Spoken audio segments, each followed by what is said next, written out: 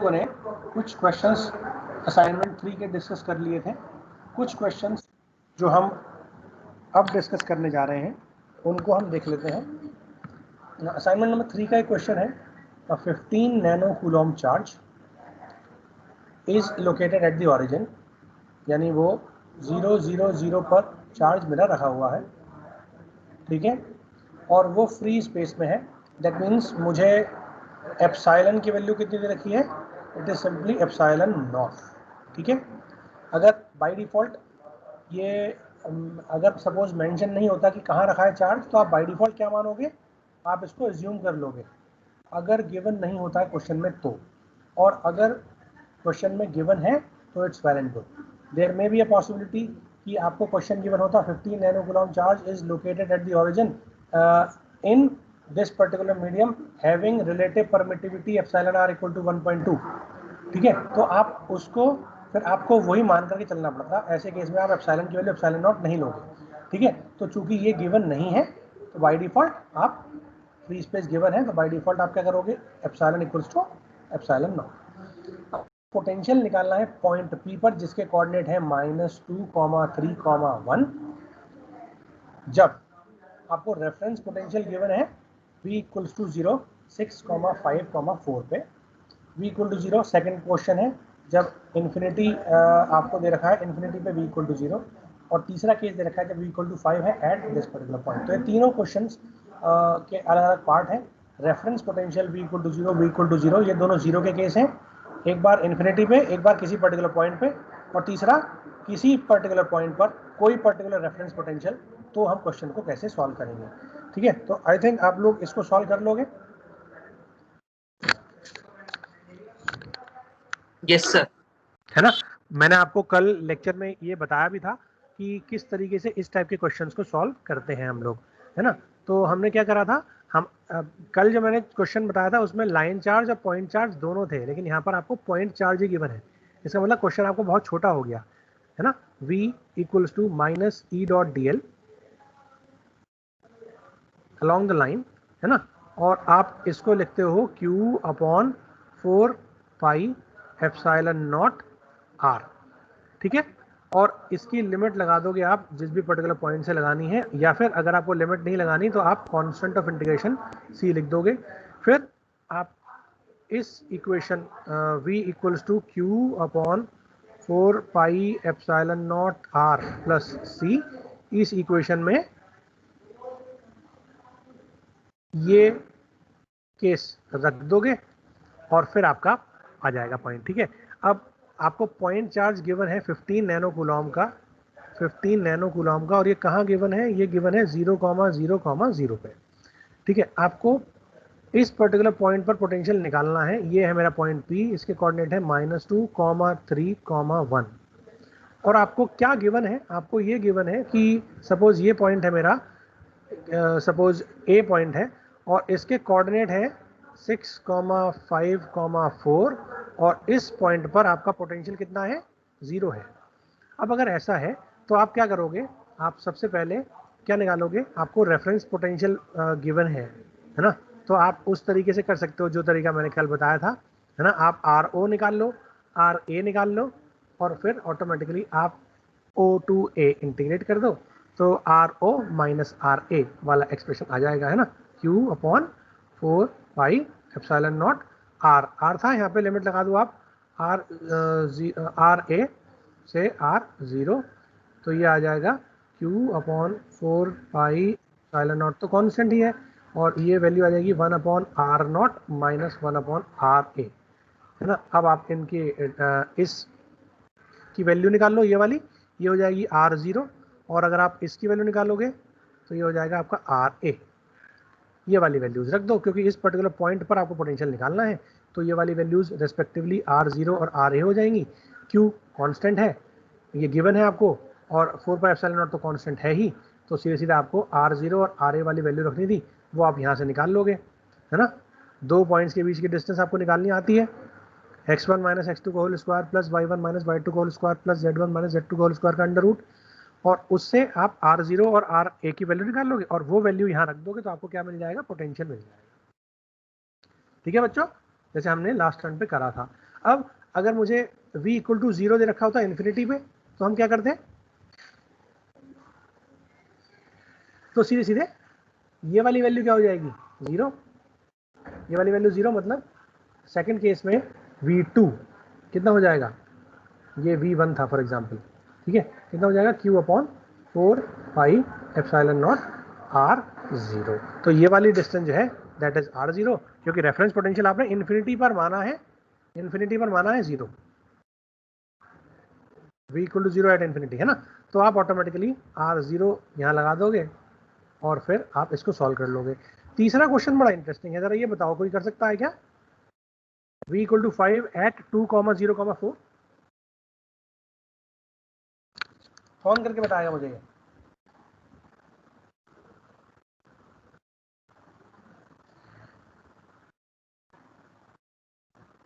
बच्चों जल्दी बताओ।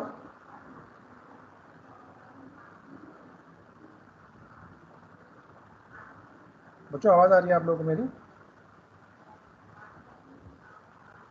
Yes sir. ये क्वेश्चन कौन करके बताएगा मुझे? जो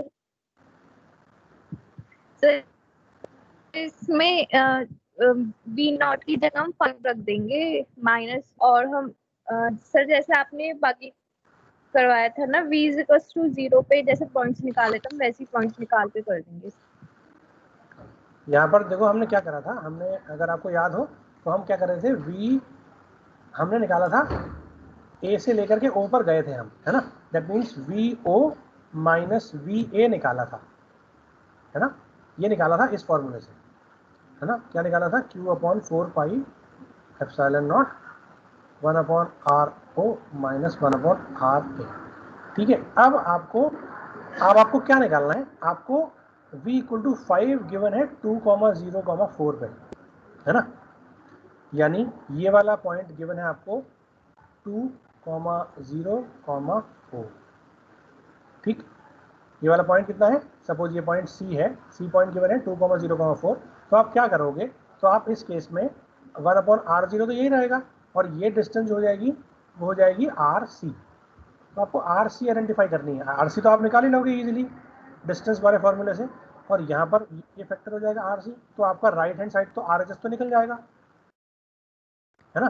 va आपको निकालना है, vp सॉरी vp, ये vp होगा, ठीक है, vp आपको निकालना है, माइनस v0 कितना है, vc होगा ये वाला, vc इस पर्टिकुलर केस की बात कर रहा हूँ, तो vc माइनस vp, तो vc कितना है, vc आपका गिवन है 5, ठीक है ना, तो आप यहाँ क्या कर दोगे, 5 minus vp potential at p equals to RHS जो भी वाली वैल्यू है ना, और फिर इसको सॉल्व कर लोगे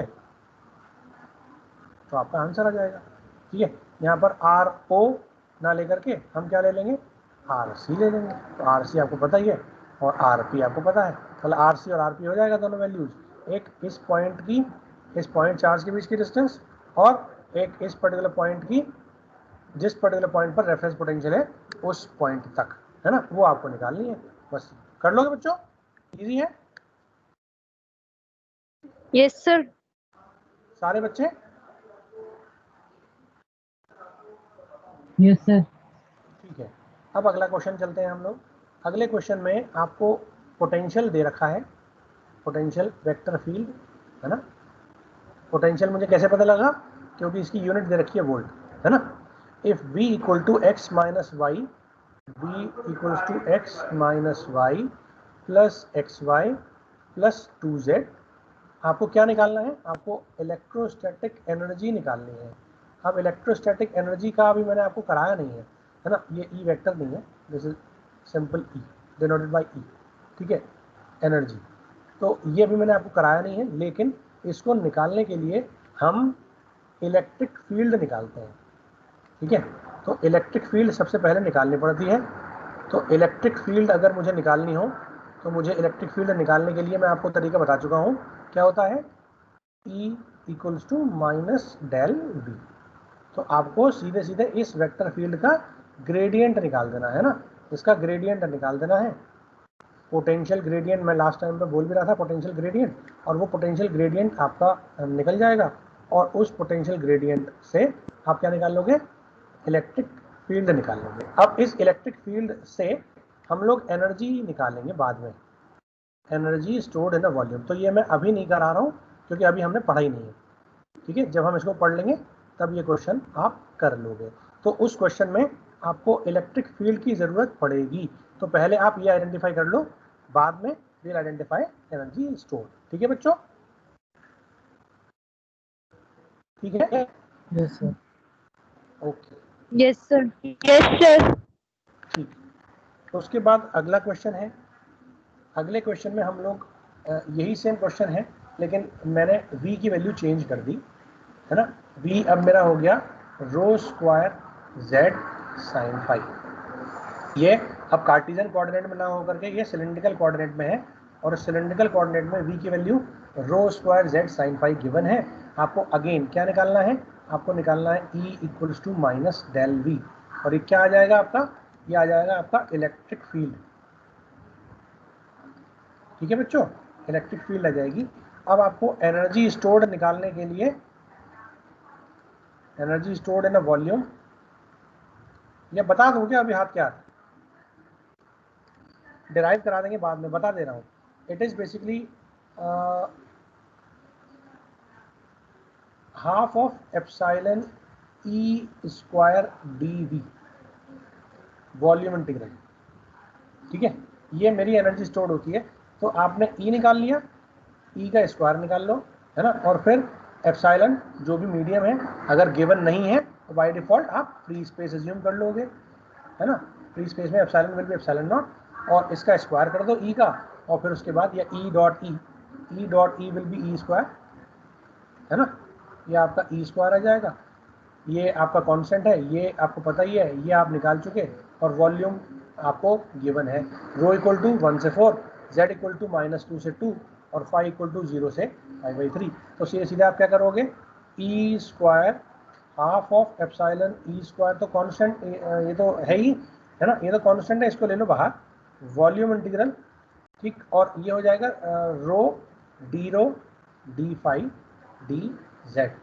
अब आप इनकी लिमिट लगा दो, रो की लिमिट लगेगी कहाँ से कहाँ तक, 1 से 4 तक, फाई की लिमिट लगेगी 0 से π/3 तक, और z की लिमिट लगेगी -2 से 2 तक, और फिर आपका 1/2 कॉमन है, 1/2 बाहर ले लो, 1/2 एप्सिलॉन, जो भी आपने ई स्क्वायर निकाला उसको रो डी फाई और डी जेड की करस्पॉन्डिंग इंटीग्रेट कर लोगे, सॉल्व कर लोगे, तो आपका क्या आ जाएगा, एनर्जी आ जाएगी,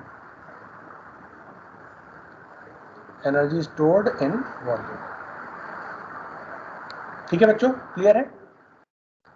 तो आपको ये फार्मूला, ये अगर आप कर सकते हो तो बहुत अच्छी बात है, नहीं कर सकते तो कोई दिक्कत नहीं। जब मैं अभी कल या सैटरडे को जब मैं लेक्चर लूँगा तो उस लेक्चर में मैं आपको एनर्जी स्टोर का फार्मूला बता दूंगा। ठीक है, ये कैसे आता है डिराइव करके इसको बताऊंगा, ताकि आपको कन्फ्यूजन ना हो कि ये फार्मूला कहाँ से आ गया अचानक से।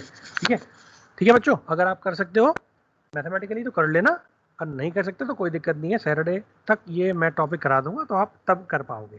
ठीक है, यही सेम इस वाले क्वेश्चन में भी लगेगा, energy stored equals to half of epsilon E square d v volume integral over the volume integral. तो ये मेरी आ जाएगी एनर्जी। ठीक है बच्चों, जल्दी से बताओ क्लियर हो रहा है या नहीं?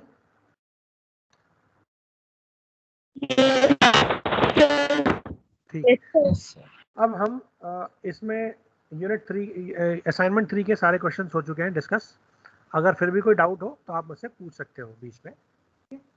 असाइनमेंट 4 के कुछ क्वेश्चन जो अब तक हम टॉपिक पढ़ चुके हैं तो उनको डिस्कस करते हैं। तो पहला क्वेश्चन है, आपको ये क्वेश्चन दे रखा है कि आपको फ्री स्पेस में डी की वैल्यू गिवन है, डी मतलब फ्लक्स डेंसिटी गिवन है, फ्लक्स डेंसिटी डी गिवन है। ठीक है बच्चों, ये आपको गिवन है। आपको क्या निकालना है, ये है रो पी स्मॉल पी मतलब पी को कूलॉम 10⁻⁻12 पर मीटर स्क्वायर। ठीक है बच्चों, आपको निकालना है flux passing through the rectangular surface. तो flux passing through the rectangular surface मतलब आपको देखो z इक्वल टू 2, ये अगर है तो z इक्वल टू 2 पर आपको एक सरफेस गिवन है, सपोज ये सरफेस गिवन है, है ना। ये सरफेस आपको z इक्वल टू 2 पर गिवन है, इस सरफेस पर z इक्वल टू 2 है, x की वैल्यू 0 से 2 है, ये वाली वैल्यू 0 है, x यहाँ पर 2 है, और y की वैल्यू यहाँ पर 1 है, y की वैल्यू यहाँ पर 3 है। ये एक सरफेस गिवन है। अगर इलेक्ट्रिक फील्ड सब जगह से पास हो रही है तो इस एरिया से कितनी फ्लक्स पास होगा, है ना। तो मुझे पता है flux passing through equal to what, कितना होता है, equal to simple d integration d dot d s. अब आप कंफ्यूज मत हो ना कि यहां पर मैंने क्लोज क्यों नहीं लगाया है। क्लोज में तब लगाता जब मुझे क्या करना होता, एनक्लोज सरफेस दे रखा होता, है ना। यहाँ पर एनक्लोज सरफेस नहीं है, मैं अगर एनक्लोज लेता तो मैं डी डॉट डी एस को 6 बार ऐड करता, इसके लिए भी, इस वाली सरफेस के लिए भी, इसके लिए भी, इसके लिए भी, अगर वॉल्यूम बना हुआ होता तो, है ना। लेकिन अगर नहीं है तो एक सरफेस से भी कुछ ना कुछ फ्लक्स पास हो सकता है, उसको निकालेंगे हम सीधे सीधे D dot d s over the surface. ठीक है, तो आपको डी गिवन है, डी ये है पूरा का पूरा, ठीक है। और डी एस कितना हो जाएगा, डी एस मैं आपको बता देता हूँ, जल्दी से बताओ कितना होगा डी एस। डी एस होगा डी एक्स क्योंकि एक्स वेरी हो रहा है, डी वाई क्योंकि वाई भी वेरी हो रहा है, और चूंकि ये वाली सरफेस है बाय डिफॉल्ट आप क्या मानोगे, आप मानोगे ए जेड कैप, है ना।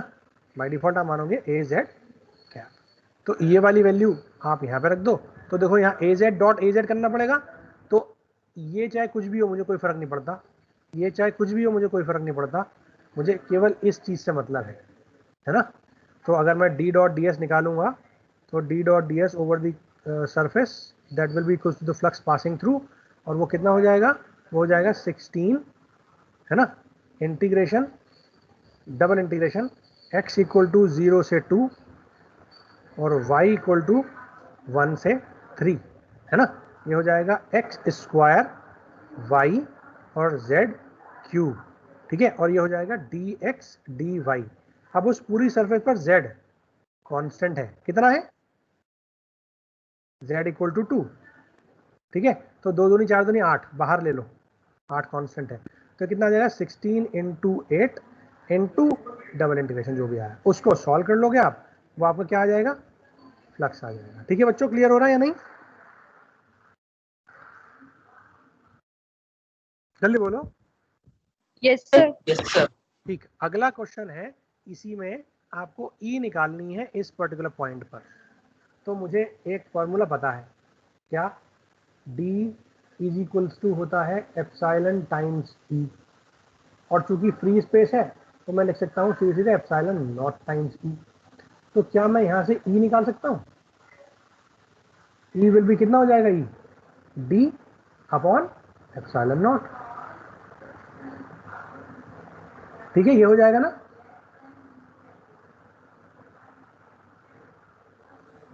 Yes sir. अब डी मुझे गिवन है, ये रख दोगे पूरा पूरा, और एप्सिलॉन नॉट की वैल्यू भी मुझे गिवन है 8.85 × 10⁻12, तो आप वो वाली वैल्यू रख दो, और वाली वैल्यू रखने के बाद आप क्या निकाल लोगे, ई निकाल लोगे। लेकिन आपसे कहा गया है ई निकालना स्पेसिफिक पॉइंट पे, तो ये जो ई आएगा वो आएगा एक्स वाई जेड की फॉर्म में, है ना। तो आप x की जगह 2 रख दो, y की जगह -1 रख दो, z की जगह 3 रख दो, तो ये x, y और z की वैल्यूज रख दोगे रिस्पेक्टिवली, ये x हो जाएगा, ये y और ये z, ये वाली वैल्यू उस एक्सप्रेशन में रख दोगे, तो आप इसको सॉल्व कर लेना, छुट्टी, कोई दिक्कत, जल्दी बताओ बच्चों। No sir. No sir. ठीक है, अब अगला क्वेश्चन डिस्कस करते हैं।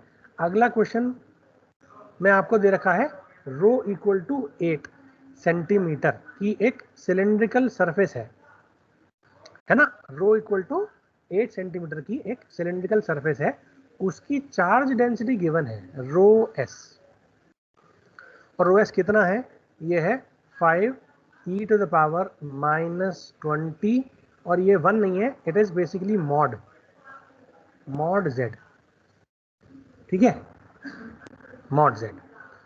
और इस सरफेस पर आपको जो वैल्यूज दे रखी हैं रो और फाई और जेड की, वो दे रखी है respectively rho equal to 8 centimetre, है ना, z फ्रॉम 1 to 5 और फाई वो 30 से 90 इक्वल टू नहीं है, लेकिन बात वही है, हम इंटीग्रेशन लगाएंगे तो इक्वल टू लगा ही लेंगे। ठीक है बच्चों, अब आपको क्या करना है, आपको निकालना है फ्लक्स लीव्स द सरफेस। ये एक सरफेस है,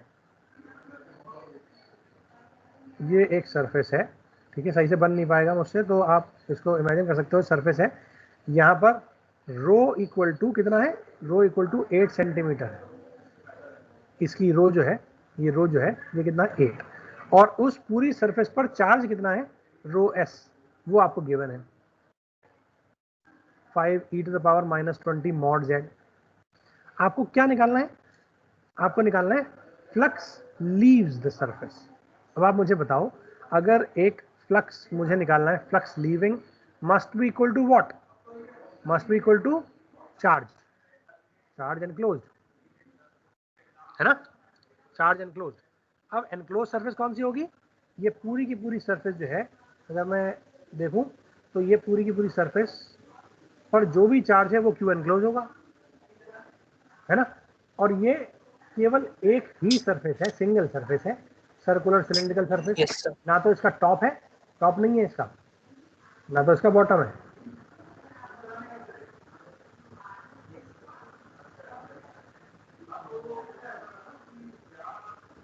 ठीक है।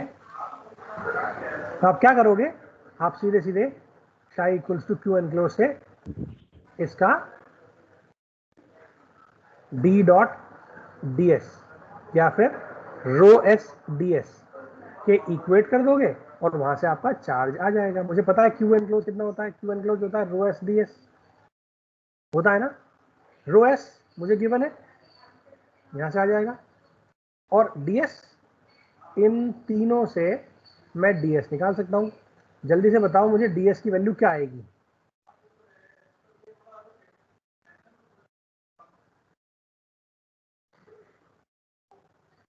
देखो रो चेंज नहीं हो रहा, फाई चेंज हो रहा है तो रो डी फाई, और z चेंज हो रहा है तो डी जेड, तो ये मेरी क्या आ जाएगी, rho D phi D Z differential surface area. Rho S मुझे पता है, डी एस मैंने आइडेंटिफाई कर लिया, मैं उसको ओवर द सरफेस इंटीग्रेट कर दूंगा, जिसमें अगर कहीं रो आ रहा होगा वहां पर मैं 8 सेंटीमीटर लगा दूंगा, अगर कहीं z आएगा वहां मैं इंटीग्रेट कर दूंगा 1 से लेकर के 5 तक, और अगर कहीं फाई आएगा वहां पर मैं इंटीग्रेट कर दूंगा 30 से लेकर के 90 तक। इसको सॉल्व कर लेंगे, इसको सॉल्व कर लेंगे तो क्या आ जाएगा, फ्लक्स आ जाएगा। ठीक है बच्चों, क्लियर है, कर लोगे? Yes, sir. ठीक, हाँ, कोई डाउट है बच्चों? No, sir. ठीक, अब अगला क्वेश्चन है बड़ा इंटरेस्टिंग, और मैं चाहता हूं कि आप इसको अभी सॉल्व करके मुझे बताओ, करोगे? क्वेश्चन है, जी की वैल्यू गिवन है 3x Y square A X cap plus 2z A Y cap. ठीक है बच्चों, और आपको निकालना है integration G dot D L, line integration निकालना है, और जी डॉट डी एल निकालने के लिए आपको दो तरीके दे रखे हैं। एक तरीका जब आपको इस स्ट्रेट लाइन के थ्रू जी डॉट डी एल निकालना है, और एक तरीका जब आपको इस पैराबोला के थ्रू जी डॉट डी एल निकालना है। ठीक, अब आप इस पूरे कॉन्सेप्ट को जरा ध्यान से समझो। मेरे पास, मुझे जी गिवन है और मुझे एक पॉइंट से दूसरे पॉइंट तक जाने के लिए उस पूरे सरफेस, कोई सी भी सरफेस फॉलो कर सकता हूँ मैं, हो सकता है एक डायरेक्ट पाथ हो सकता है एक पैराबोलिक पाथ हो, कुछ ऐसा, है ना, हो सकता है कुछ ऐसे मेरे को जाना हो सकता है मेरे को ऐसे जाना है घूम करके, तो ऐसे कई सारे पाथ हो सकते हैं। अब ऐसे दो पाथ मैंने आपको इसमें गिवन, इस क्वेश्चन में गिवन है। ठीक है, जब आपको ये पता है कि इस पूरी लाइन में केवल x और y चेंज हो रहा है, z चेंज नहीं हो रहा। देखो ध्यान से, z इक्वल टू 1 है और इन दोनों पॉइंट्स पे भी z इक्वल टू 1 है, एक्स वाई जेड में z इक्वल टू 1 है, z चेंज नहीं हो रहा। आप x चेंज कर रहे हो, 2 से लेकर के 4 x की वैल्यू चेंज हो रही है और 1 से लेकर के 3 y की वैल्यू चेंज हो रही है। ठीक है बच्चों, तो आपको ध्यान से देखना है कि आपका इस पूरी पॉइंट पे आप जाओगे, अगर पॉइंट से पॉइंट चेंज करोगे, p से q जाओगे, तो आपको केवल और केवल दो चीज़ें चेंज करनी है, x और y। तो जब x और y दो चीज़ें चेंज होती हैं तो मैं dl क्या लेता हूँ, जल्दी से बताओ। dx dy a z vector. नहीं, dx ax cap plus dy ay cap, है ना। Logically differential length dz az cap भी होनी चाहिए, लेकिन इस पूरी लाइन में z चेंज हो ही नहीं रहा, तो there is no need to take this. Only दो कंपोनेंट होंगे डिफरेंशियल लाइन के, एक होगा x कंपोनेंट, एक होगा y कंपोनेंट। जल्दी से बताओ, ये समझ में आया? Yes sir. Yes, sir. अब हम क्या करेंगे, यस सर। अब मुझे suppose integration g dot D l की वैल्यू निकालनी है। ठीक है, तो मैं क्या करूंगा, मैं इंटीग्रेशन करूंगा किसका, g डॉट डी एल का। तो देखो 3x Y square d x हो जाएगा, क्योंकि ax के साथ डॉट प्रोडक्ट 1 होगा, प्लस इसका एक साथ आ जाएगा, है ना, प्लस इंटीग्रेशन कितना, 2z dy। ठीक है बच्चों, अब आपको ये ध्यान रखना है कि जब मैंने ये और ये दोनों चीज़ें कर ली, ठीक है, तो मुझे यहाँ पर लिमिट लगानी है x की p से q, और यहाँ पर लिमिट लगानी है y की p से q। अब आप ज़रा मुझे बताओ, p पर x की वैल्यू कितनी थी, 2, और q पर x की वैल्यू कितनी थी, 4, यानी मैं 2 से 4 तक इंटीग्रेट कर दूंगा इसको। बहुत अच्छी बात है। यहाँ पर मुझे y की लिमिट लगानी है, y की लिमिट कितनी थी, 1, और यहाँ पर y की लिमिट कितनी थी, 3। ठीक है बच्चों, ये क्लियर हो गया? जल्दी बताओ। Yes, sir. Yes, sir. अब इस लाइन में देखो ध्यान से, z की वैल्यू क्या लगेगी, क्यों, क्योंकि z इक्वल टू 1 गिवन है, या z चेंज नहीं हो रहा, तो z की वैल्यू क्या लग जाएगी, 1 लग जाएगी। ठीक है, जल्दी बोलो। Yes, sir. ठीक, अब आपको एक चीज ये ध्यान रखनी है, ये तो आप सॉल्व कर लोगे, ये तो आसान है, 2 इंटू 1 dy, है ना, 2y लिमिट आ जाएगी 1 से 3, कितना हो जाएगा, 2, 3 माइनस 1, 2 इंटू 2 यानी 4। तो ये पोर्शन तो आ जाएगा आपका 4, राइट हैंड साइड वाला ये पोर्शन तो आ जाएगा आपका 4। ठीक है, अब आपको केवल ये पोर्शन बचा। ठीक है, तो मैं अभी ये सब मिटा रहा हूँ, केवल इस पोर्शन को ध्यान रखना आप, 3x Y square d x. मैं इसको डिलीट कर दे रहा हूँ ताकि थोड़ी जगह मिल जाए। ठीक है, क्या था, इंटीग्रेशन सॉल्व करना था मुझे, 3x Y square d x plus 4, ये मेरे integration g dot D l की वैल्यू आ गई। सही है बच्चों, ये तो हम निकाल चुके थे 4, ये मुझे निकालना है, केवल ये मुझे निकालना है। अब ये कैसे करेंगे, इसको करने के लिए मुझे इस लाइन को देखना पड़ेगा। ये लाइन क्या है, ये लाइन है y equal to x minus 1। तो जिन बच्चों ने असाइनमेंट 2 का क्वेश्चन नंबर 8 और 9 या 7 और 8 जो ट्राइंगुलर वाला था ना, जिसमें आपको स्टोक्स थ्योरम वेरीफाई करनी थी, Yes, sir. और एरिया अंडर द कर्व निकाल करके in the form of steps, चाहे तो ऐसे कर लो चाहे तो ऐसे कर लो, Yes, सॉल्व sir. करा था, बिल्कुल उसी तरीके से हमें यहाँ सॉल्व करना है। आपको अगर y equal to x minus 1 given है, तो क्या आप लिख सकते हो dy equal to d x, yes sir. लिख सकते हो ना? ठीक है, तो Yes, sir. आप यहाँ पर लिमिट रख दोगे, क्योंकि यहाँ पर देखो y भी चेंज हो रहा है, Yes, sir. है ना, तो जब y चेंज हो रहा है तो आप क्या करोगे, तो आप 3x और y की जगह रख दोगे x माइनस 1 का x माइनस 1 उसका स्क्वायर कर दोगे, तो ये हो जाएगा 3x x minus 1 square dx। ठीक है बच्चों, कर दोगे? अब ये पूरा एक्सप्रेशन क्या हो गया, x में हो गया। आपको x की लिमिट लगानी है, x की लिमिट कितनी लगेगी, 2 से लेकर के 4 तक, 2 से लेकर के 4 तक। ठीक है, कर लोगे? इस पूरे इंटीग्रेशन में आपको केवल एक वेरिएबल दिख रखा है जो कि है dx, ना तो y है ना तो z है। इसीलिए हमने क्या करा, हमने y को रिप्लेस कर दिया इन टर्म्स ऑफ x। यही सेम काम हम इस वाले के लिए करेंगे। यहाँ पर इंटीग्रेशन की वैल्यू क्या हो जाएगी, 4 प्लस इंटीग्रेशन 3x। अब y की वैल्यू कितनी है, इस वाले केस में y की वैल्यू है x स्क्वायर प्लस 2/6, है ना। तो x स्क्वायर प्लस 2/6 का होल स्क्वायर dx कर लेंगे। ठीक है बच्चों,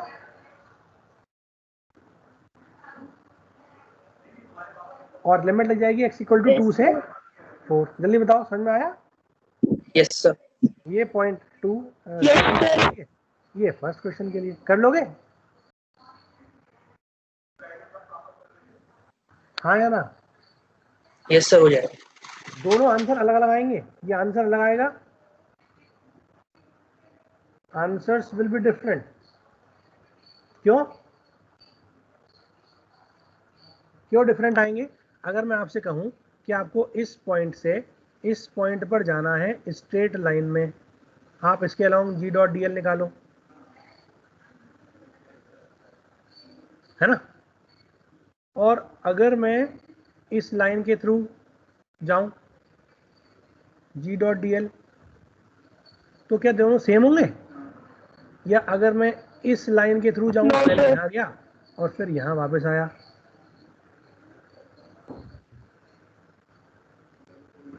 ठीक है, बताओ सेम होंगे अलग अलग होंगे? डिफरेंट होंगे।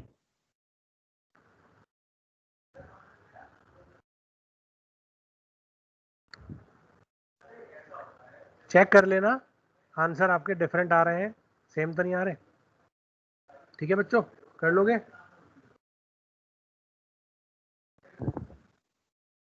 Yes sir. Yes sir. अगला क्वेश्चन है बड़ा ही interesting. Point charge Q, lines नहीं है, लाइज है, lies LIES, lies at origin, origin पर वो पॉइंट चार्ज Q रखा हुआ है। शो दैट, आपको ये शो करना है कि डाइवर्जेंस ऑफ D, अगर उस पॉइंट चार्ज की वजह से इलेक्ट्रिक फ्लक्स डेंसिटी D निकालनी हो तो वो 0 होगी एवरीवेयर, हर जगह पे, एक्सेप्ट ऑरिजिन, एक्सेप्ट ऑरिजिन। अब मुझे क्या करना है, मुझे इस पॉइंट चार्ज को एक वॉल्यूम चार्ज से रिप्लेस कर देना है जिसकी डेंसिटी है रो वी 0, 0 से लेकर के a तक उसकी वैल्यू है।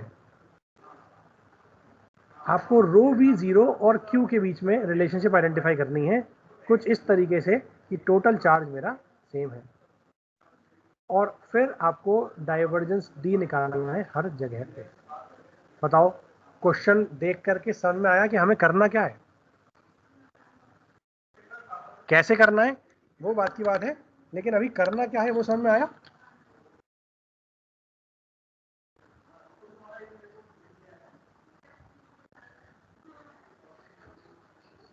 नहीं आया?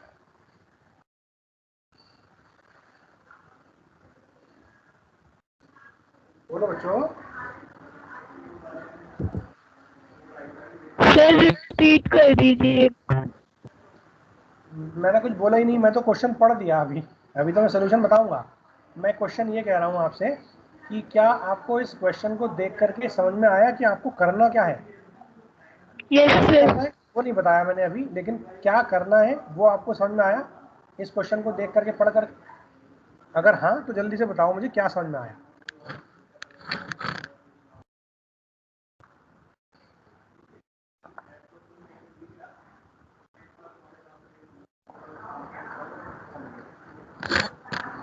बोलो बच्चों, समझ आया तो बोलो, नहीं तो फिर ये बोलो कि समझ में नहीं आया, फिर मैं बता दूंगा। कुछ तो बोलो। इसमें क्या yes एक्सप्रेशन निकालनी है क्योंकि रो बी की टर्म में। हाँ, ये तो सेकंड पार्ट है, फर्स्ट पार्ट बताओ पहले।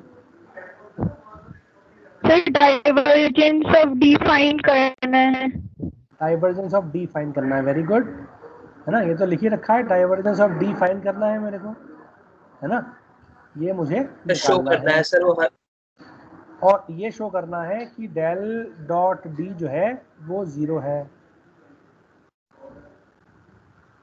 आपको मुझे एक बात बताओ, पॉइंट चार्ज मेरा ओरिजिन पर रखा है,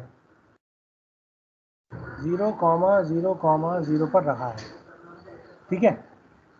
आपको ये बताना है कि इस पॉइंट चार्ज Q की वजह से डाइवर्जेंस ऑफ D 0 होगा हर जगह एक्सेप्ट ओरिजिन। तो इसको प्रूव करने के लिए सबसे आसान तरीका आपको क्या दिमाग में आता है?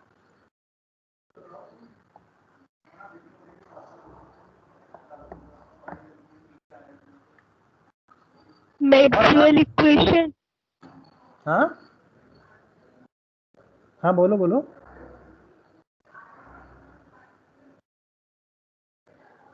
बोलो बेटे।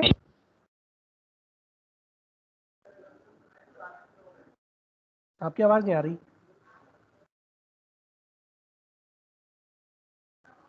चलो मैं बता दे रहा हूँ, कोई दिक्कत नहीं, मैं बता दे रहा हूँ, बहुत आसान है। हाँ, चेक कर लेना कि आप भी यही बता रहे थे जो मैं बताने जा रहा हूँ। आप क्या करोगे, आप इस पॉइंट के चारों तरफ एक सरफेस एज्यूम करोगे,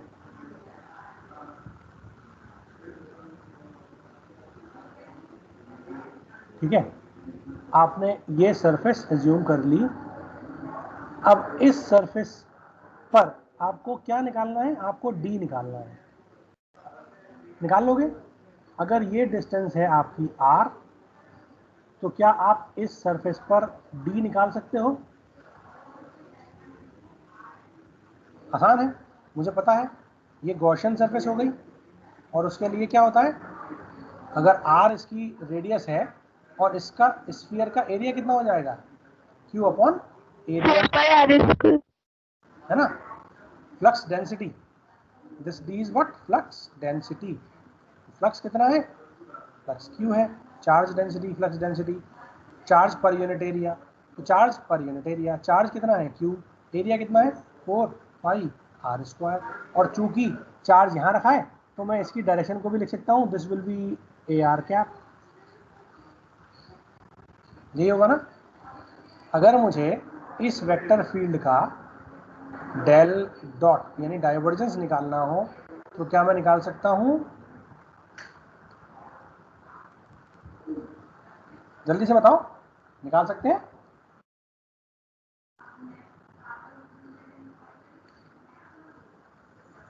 बोलो बच्चों, समझ में नहीं आ रहा क्या? मैं तो हाँ ना पूछ रहा हूँ, ये नहीं पूछ रहा कि कैसे करना है, मैं तो ये पूछ रहा हूँ कि निकाल सकते हैं, डाइवर्जेंस निकाल सकते हैं?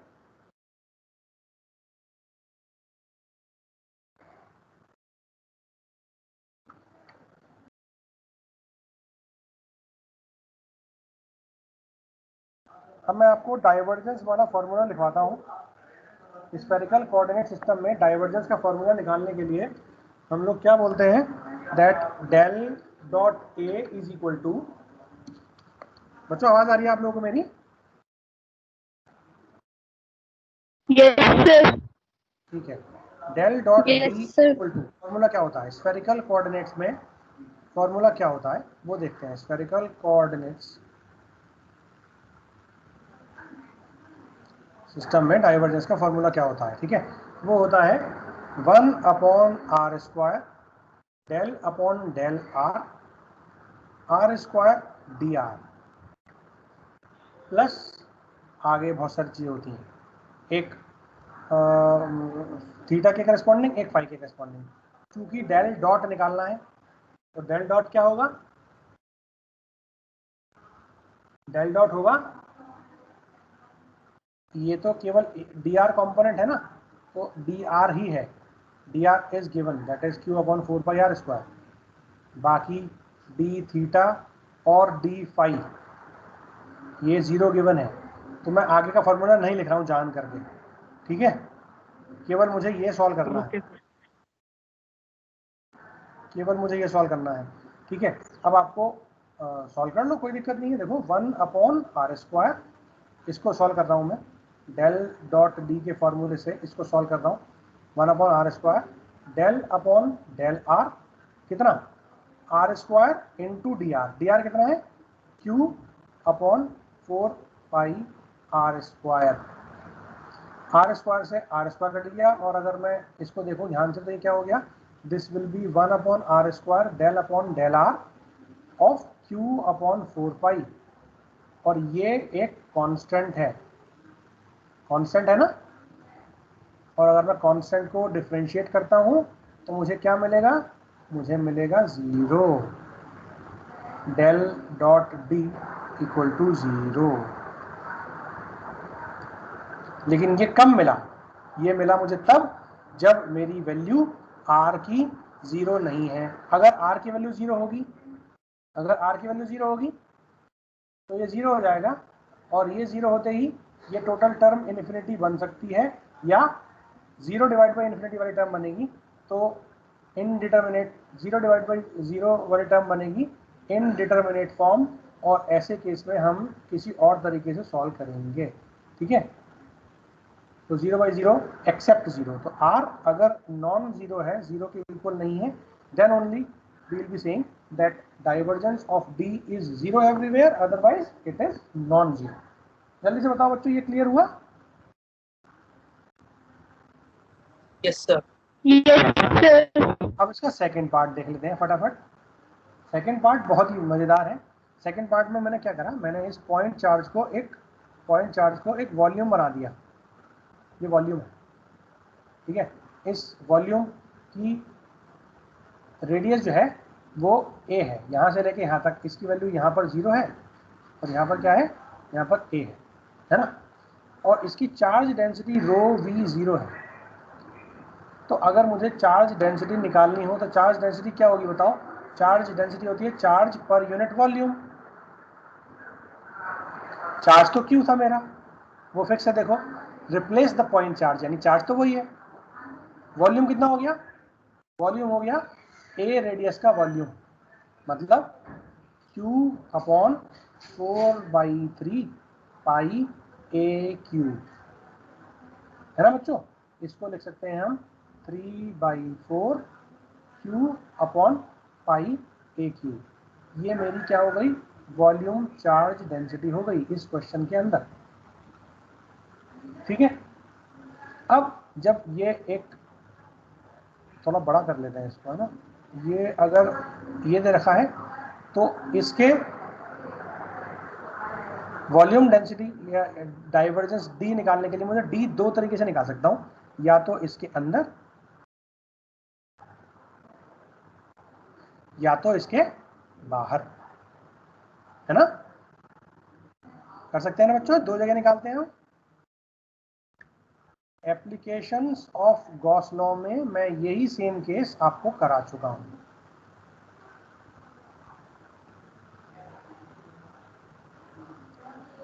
वॉल्यूम चार्ज डेंसिटी के लिए मैंने यही सेम केस आपको करा रखा है, बस रो वी को मैंने वहां पर रो 0 माना था, रो वी माना था, यहाँ पर रो वी 0 है, इसकी वैल्यू गिवन है। Everything is same, everything exactly same, बाकी सारी चीजें बिल्कुल सेम है। पहला वाला केस, वॉल्यूम के दो केस थे, एक सॉलिड स्फीयर और एक हॉलो स्फीयर, तो सॉलिड स्फीयर वाला केस है ये, और सॉलिड स्फीयर का एग्जैक्ट सेम चीज आपको डी निकालनी आती है, आप डी निकाल लोगे। उस केस के लिए दो निकलेंगे, एक इनसाइड और एक आउटसाइड, वो आपने ऑलरेडी निकाल रखी है ना, ये दो आप निकाल लोगे, इनसाइड और आउटसाइड, और फिर उसके बाद आपको डाइवर्जेंस ऑफ डी निकालना है, यानी अगेन आपने डी निकाल लिया, डी जो आया होगा वो कुछ ऐसा आया होगा, डी आर ए आर क्या, बाकी सब चीज़ें 0 आई होंगी, है ना, तो इनको तो हम भूल ही जाते हैं। और इस वाले डी आर से आप पुराने वाले फॉर्मूले से डेल डॉट डी निकाल लोगे। कितना लिखा था मेरा formula, 1/r² del upon del r, r² d r. वो डी आर जो आपने निकाला वो dr इस फॉर्मूले के अंदर रख दोगे और फिर इसको सॉल्व कर लोगे तो आपका डाइवर्जेंस ऑफ डी आ जाएगा। दो केस में आएगा, एक अंदर और एक बाहर, इसीलिए मैंने एवरीवेयर लिखा है। एवरीवेयर को दो पार्ट में ब्रेक कर लो, इनसाइड और आउटसाइड। तो इनसाइड और आउटसाइड दो केस में आप डाइवर्जेंस निकाल लोगे। कर लोगे बच्चों?